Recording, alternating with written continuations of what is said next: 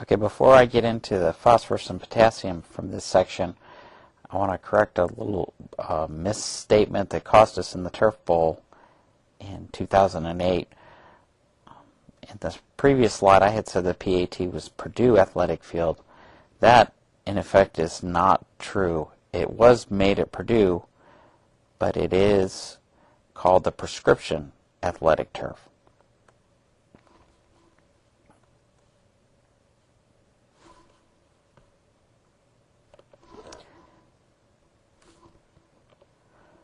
Prescription Athletic Turf is a registered trademark.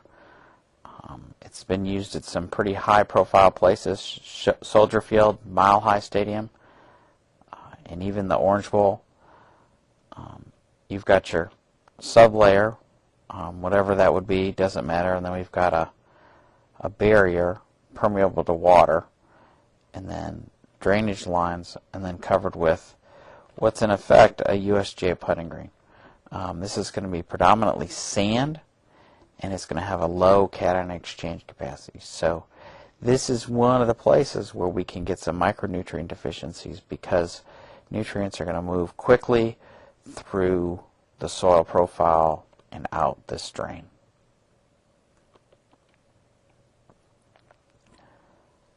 So our macronutrient, our two macronutrients that you're going to get most of your information from the soil test. The North Carolina soil test and most state soil tests are very good at telling you whether you're low or high or where you are for phosphorus and potassium. These soil tests should be taken before establishment, and phosphorus and potassium should be incorporated into the soil. Phosphorus is very important for seeds and growth. Adenosine triphosphate, the main compound that plants and humans use to move energy, has a phosphorus in it, triphosphate and diphosphate. So the phosphorus is moved almost as a carrier for that energy. DNA also has phosphorus in its components. And another important component is the phospholipid bilayer that we've talked about quite a bit in class, but the life is not possible without the phospholipid bilayer. Soap bubbles, cell walls, all important. The phosphorus side is the side that lines up with water, and the lipid is the side that lines up with fat. So whenever a plant needs to produce seeds, phosphorus is going to be an integral part of that. So in corn production,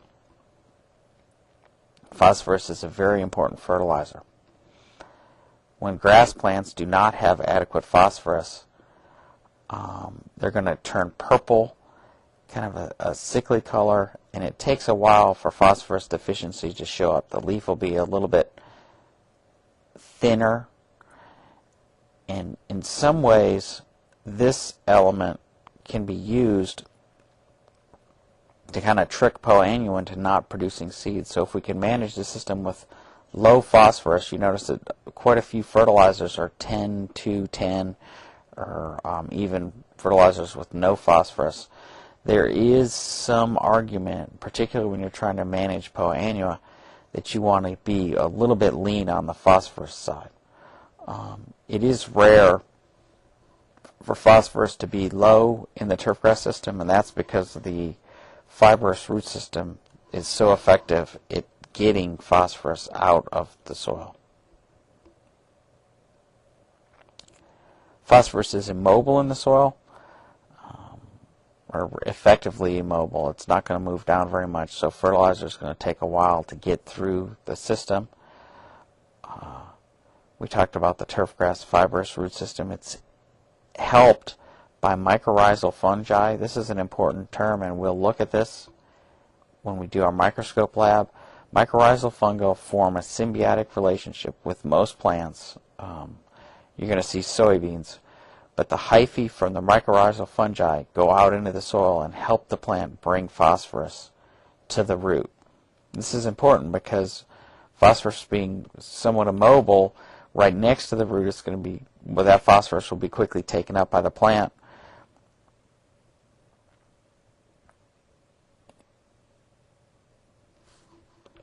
But the plant will not, the soil will not replenish that phosphorus. So the mycorrhizal fungi grows out, it extends the root system, and helps bring more phosphorus in. One of the big concerns with phosphorus is the fact that we keep it out of water. If we have excess phosphorus in turfgrass ponds, we're going to have excess algae. And algae is a big problem in turfgrass irrigation ponds. It gets on grains and causes all kinds of trouble. So we want to keep the ponds from being eutrophied. Eutrophication is a great vocabulary word also. You should know that one. And that is when oxygen gets low in the ponds. So take-home message, don't throw fertilizers in streams, lakes, or areas. They can quickly move them into ponds and cause all kinds of trouble. So phosphorus, keep out of the water.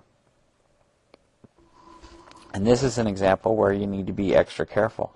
Getting phosphorus on this edge of the green, it can quickly get into a stream and move on down. So this is the TPC in Raleigh, and they're very careful not to get fertilizer in this wetland area right in front of the 18th green.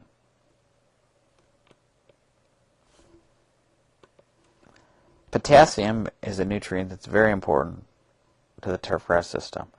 It's not a physical part of the plant like nitrogen and phosphorus, but it's a balancer. In effect, it keeps the plants from getting any charges. It keeps them from getting magnetic. Very, very important in regulation of stomata.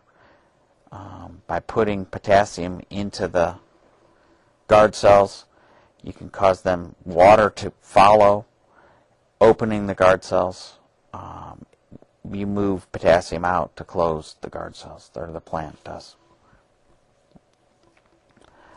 Excessive potassium can overpower the CEC, but generally we don't see much difference from added excess potassium on the turfgrass plant, only from the absence of other nutrients